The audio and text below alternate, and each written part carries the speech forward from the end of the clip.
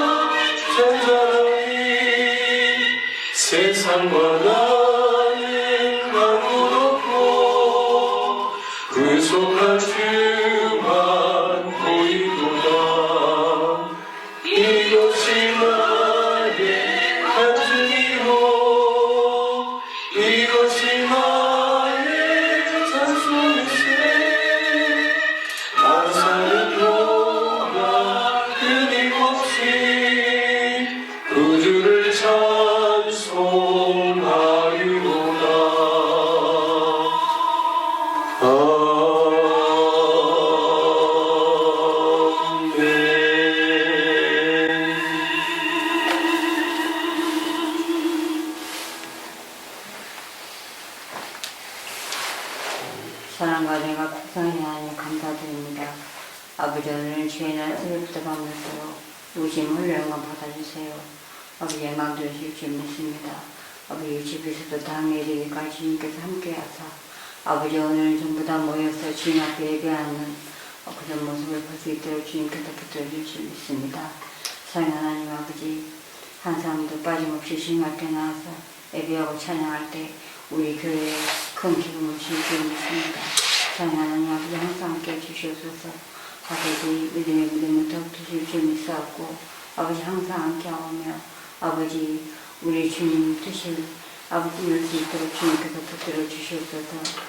우리들이 믿음이 자라오나 치우치 않도록 주님께서 붙들어 주시고 아버지 영광들을 줄 줄 믿습니다. 사랑하는 하나님 아버지 항상 함께 해줄 줄 믿습니다. 아버지 믿음의 믿음을 더욱더 주옵시고 영광들을 주시옵소서. 어떤 때가 가지 말게 하시고 오늘 주님만 따르는 그런 믿음이 될 수 있도록 영광들을 줄 줄 믿습니다. 그래서 주님께서 잘다 칭찬받는 그런 믿음이 될 수 있도록 영광 들려주시옵소서. 아버지 그럴 때 주님께서 역사하실 줄 믿습니다. 아버지 이 시간에도 오늘 임재해 주실 줄 믿습니다. 주님께서 함께 하시고 은혜 주시옵소서. 아버지 목사님 말씀하실 때 주님께서 함께 하사 은혜 내리시고 역사해 주시어서 오늘 하루도 그 말씀을 듣고 살아가는데 그 님이 될 수 있도록 주님께서 붙들어 주시옵소서. 아버지 항상 함께 해줄 줄 믿사옵고 예수님 이름으로 감사드려 드리옵나이다. 아멘. 오늘 새벽에도 주님 앞에 나와 예배 드리시는 우리 귀한 성도님들 가운데 또 오늘 하루 또 주님께서 우리에게 주시는 은혜와 평강을 누리시기를 주님의 이름으로 축복합니다. 함께 같이 나누실 말씀 창세기 50장입니다. 창세기 50장 1절에서 26절 말씀을 저와 여러분이 한 절씩 교독하겠습니다. 창세기 50장 말씀입니다. 요셉이 그의 아버지 얼굴에 굽으려 울며 입맞추고 그 수종들은 의원에게 명하여 아버지의 몸을 향으로 처리하게 하매 의원이 이스라엘에게 그대로 하되 40일이 걸렸으니 향으로 처리하는 데는 이 날수가 걸림이며 애국 사람은 70일 동안 그를 위하여 곡하였더라.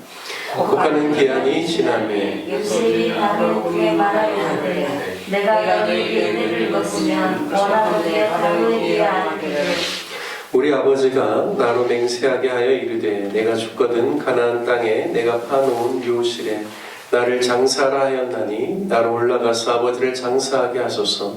내가 다시 오리이다 하라 하였더니 바로가 이르되 그가 내게 멜세로 올라가서 내 아버지를 장사하라.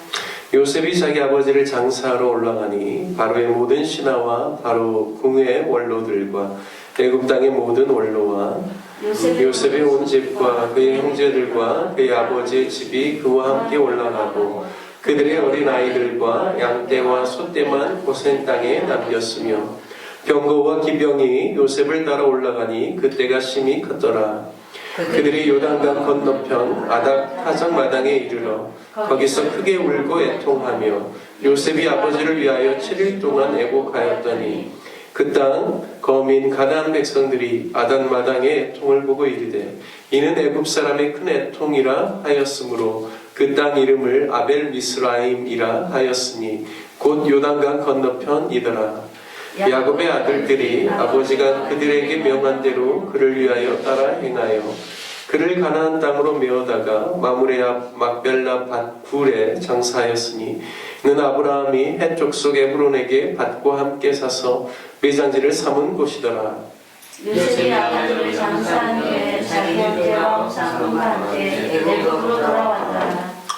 요셉의 형제들이 그들의 아버지가 죽었음을 보고 말하되 요셉이 혹시 우리를 미워하여 우리가 그에게 행한 모든 악을 다 갚지나 아니할까 하고 요셉에게 말을 전하이르되 당신의 아버지가 돌아가시기 전에 명령하여 이르시기를 너희는 이같이 요셉에게 이르라. 내 형들이 네게 악을 행하였을지라도 이제 바라건대 그들의 허물과 죄를 용서하라 하셨나니 당신 아버지 하나님의 종들인 우리 죄를 이제 용서하소서 하며 요셉이 그들이 그에게 하는 말을 들을 때 울었더라. 그의 형들도 친히 와서 요셉의 아들아 어찌하리되 우리는 당신의 종들입니다. 요셉이 그들에게 이르되 두려워하지 마소서. 내가 하나님을 대신하리이까. 당신들은 나를 해하려 하였으나 하나님은 그것을 선으로 바꾸사 오늘과 같이 많은 백성의 생명을 구원하게 하시려 하셨나니 당신들은 두려워하지 마소서. 내가 당신들과 당신들의 자녀를 기르리이다 하고 그들을 간곡한 말로 위로하였더라. 요셉이 그의 아버지의 가족과 함께 애굽에 거주하여 110세를 살며 에브라임의 자손 3대를 보았으며 므낫세의 아들 마길의 아들들도 요셉의 스라에서 양육되었더라. 요셉이 그의 형제들에게 이르되 나는 죽을 것이나 하나님이 당신들을 돌보시고 당신들을 이 땅에서 인도하여 내사 아브라함과 이삭과 야곱에게 맹세하신 땅에 이르게 하시리라 하고 요셉이 또 이스라엘 자손에게 맹세시켜 이르기를 하나님이 반드시 당신들을 돌보시리니 당신들은 여기서 내 해골을 메고 올라가겠다 하라 하였더라. 요셉이 110세의 죽음에 그들이 그의 몸에 향자루를 넣고 애굽에서 입관하였더라. 아멘.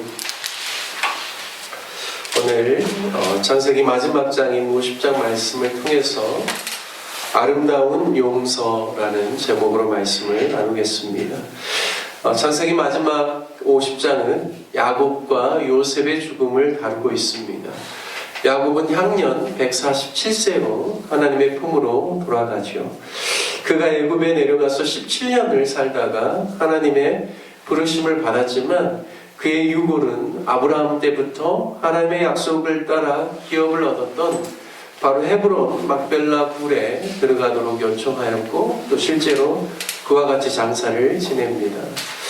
그의 유해가 가나안으로 옮겨지기 전에 애굽의 장례법을 따라서 오늘 본문에 보면 40일간 향으로 몸을 처리하고 또 애굽 사람의 그 70일의 애도 기간을 채운 후에 고센 땅에는 가축들과 어린 아이들만 남겨놓고 요셉의 온 집과 그리고 그의 형제들과 또한 그의 아버지의 집이 그와 함께 가나안으로 올라가서 그곳에서 이제 막벨라 굴에 장사했다라고 말합니다.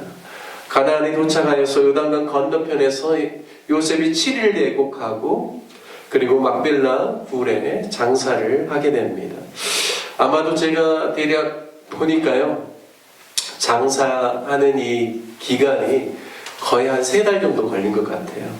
70일 애굽에서 애도 기간, 그리고 또 가나안으로 이주하는 그런 시간, 움직이는 시간이 그래도 길게 잡으면 한 열흘 되겠다 이런 생각이 좀 들고요. 그리고 요단강을 건너가기 전에 7일, 그리고 매장지에서 최소한 2, 3일은 장례를 지내는 데 있어서 소요되지 않았을까라는 생각을 하게 됩니다. 약 3개월 정도 걸리는 긴 장례 기간을 통하여서 또 그 야곱의 그런 장례를 다 치르고 고센 땅으로 내려온 그런 내용을 오늘 본문이 우리에게 소개해주고 있습니다. 야곱의 장례를 치른 후에 고센 땅으로 오면서 요셉의 형들의 반응은 무엇이냐면 굉장한 두려움과 불안에 떠는 그런 모습을 또 볼 수가 있습니다.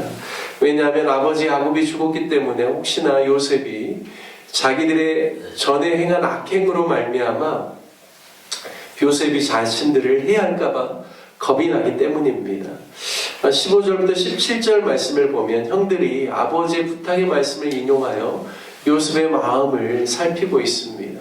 15절부터 보면 요셉의 형제들이 그의 아버지가 죽었음을 보고 말하되 요셉이 혹시 우리를 미워하여 우리가 그에게 행한 모든 악을 다 갚지는 아니할까 하고 요셉에게 말을 전하여 이르되 당신의 아버지가 돌아가시기 전에 명령하여 이르시기를 너희는 이같이 요셉에게 이르라 내 형들이 내게 악을 행하였을지라도 이제 바라건대 그들의 허물과 죄를 용서하라 하셨나니 당신 아버지 하나님의 종들인 우리 죄를 이제 용서하소서 하며 요셉이 그들이 그에게 하는 말을 들을 때 울었다 말씀합니다. 요셉의 형들이 이와 같이 이야기하지 않았을지라도 분명히 요셉은 그의 형들을 해할 마음이 전혀 없었을 것입니다. 왜냐하면 17년 전에 바로 이제 그 가족들이 애굽의 70명의 가족들이 내려오기 전에 그의 형들과 만나는 그 모든 과정 속에서 요셉이 자주 했던 이야기는 나를 보내신 분이 하나님이시다. 당신들 앞서 하나님이 나를 보냈다. 그래서 그들에게 좀 안심하라라고 그렇게 요셉이 여러 번 이야기를 했거든요. 그런 것들을 보면 이미 요셉이 형들을 용서했다는 사실을 알 수가 있습니다. 굳이 아버지의 그러한 유언과 같은 말씀을 요셉의 형제들이 굳이 들면서 요셉의 마음을 좀 뭔가 자신을 해하지 않도록 그렇게 할 목적으로 이야기하지 않았을지라도 요셉이 그의 형들을 해할 이유가 전혀 없는 것이죠.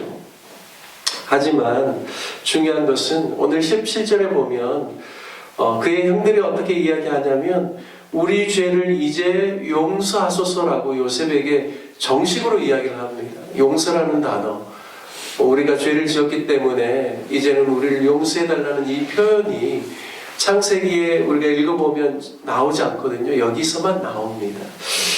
그런데 그 말을 들으면서 요셉이 이미 그 마음 가운데 형들을 용서하는 마음이 있었지만 형들의 그 이야기를 듣고 그 말을 들을 때 그가 울었다라고 말씀합니다.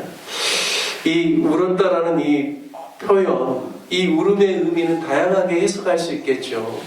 용서해달라는 말을 형들이 직접 자신에게 하는 그러한 모습을 보면서 그것으로 인하여서 자신의 마음에 있는 그동안의 눌림이라든지 그 어려운 마음들이 일시에 풀어지면서 그래서 울었을 수도 있죠. 하지만 또 어떤 안타까운 마음 가운데 울었을 수도 있습니다. 나는 형들에게 용서하는 그러한 마음을 이미 다 보여주었는데 여전히 형들은 내가 자신들을 해할까봐 저렇게 두려워하는구나 라는 생각 가운데 안타까움의 눈물을 흘렸을 수도 있습니다. 어떤 울음에 그 의미를 담고 있는지는 모르겠지만 중요한 것은 형들이 요셉에게 용서를 구했고 요셉이 그 이야기를 들으면서 울었다는 것입니다. 그리고 19절에 보면 두려워하지 말라라고 하면서 내가 어찌 하나님을 대신하겠습니까? 라고 이야기합니다. 이 일이 하나님으로부터 당신의 뜻을, 하나님의 뜻을 이루기 위해서 하나님께서 행하신 섭리인데 내가 마치 애굽의 통치자가 된 것이냐, 형들에게 해를 가하거나 형들이나 또한 형들과 함께하는 그 가족들에게 내가 어떻게 악을 행하겠습니까? 라는 그런 의미로 내가 어찌 하나님을 대신하겠느냐라는 그런 말을 합니다. 21절 말씀에 보면 두려워하지 마소서 내가 당신들과 당신들의 자녀를 기르리이다 라는 간곡한 말로 그들을 위로하고 있습니다. 요셉이 참 아름다운 신앙을 우리가 볼 수가 있는 대목이죠. 그리고 얼마나 그의 형제들을 사랑하고 있고 하나님의 안목으로 그 모든 그 가족들을 돌보려고 하고 있는지 요셉의 마음을 오늘 50장 말씀을 우리에게 보여주고 있습니다. 요셉은 철저히 하나님을 인정하고 그를 경외하며 하나님이 주신 마음으로 말하고 행동하는 모습을 볼 수가 있습니다. 저와 여러분도 세상을 살아가다 보면 때로는 연약함이 생길 수도 있고 또 관계 안에 어려움이 있을 수도 있습니다. 하지만 우리가 그 모든 상황들을 해석하고 바라보는 그 하나님의 시각이 우리에게 필요하다는 사실을 깨닫게 됩니다. 그러할 때 참다운 용서가 일어나고 또 용서 이후에도 계속해서 아름다운 좋은 관계를 이어갈 수 있다는 사실을 오늘 말씀을 통하여서 우리가 함께 같이 보는데 저와 여러분이 이러한 요셉과 같은 마음을 품게 되는 귀한 은혜가 있으시길 주님의 이름으로 축복합니다.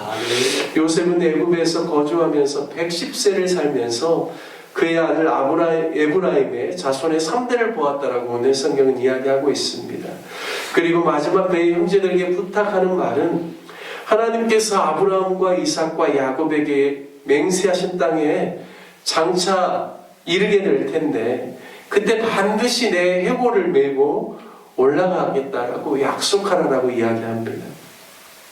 요셉의 신앙을 보여주고 있는 것이죠.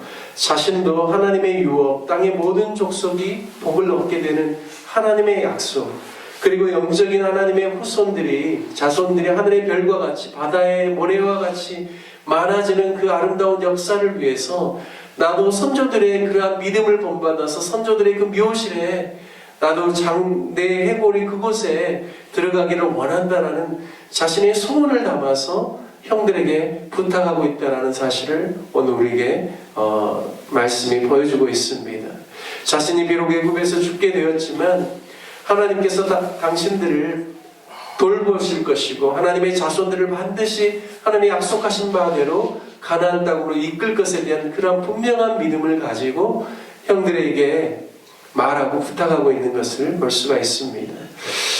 저와 여러분도 요셉의 이런 아름다운 신앙을 본받아서 우리가 늘 하나님의 유업을 소중하게 여기고 하나님의 기업이 번성하기를 간절히 소망하고 우리 인생 다 하는 그날까지 정말 우리를 통하여서 하나님의 나라가 이 땅 가운데 임하고 확장되어지고 주님 다시 오시는 그 재림의 때까지 계속해서 복음이 증거되어지고 하나님의 구원의 역사가 펼쳐지는 일을 위하여서 우리 모두가 요셉처럼 쓰임받게 해달라고 그 유업을 내가 결코 포기하지 않겠다라고 고백하는 그런 귀한 믿음의 역사가 있는 저와 여러분 되시기를 주님의 이름으로 축복합니다. 함께 같이 오늘 말씀을 생각하며 적용하며 기도하기를 원합니다. 하나님의 안목으로 또 우리의 모든 우리에게 일어나는 그런 일들을 또 해석하고 또 하나님께서 주신 은혜로 많은 사람들을 사랑하고 돌볼 수 있는 저희들 되게 해달라고 요셉의 고백이 우리의 고백이 되게 해달라고 기도하고요.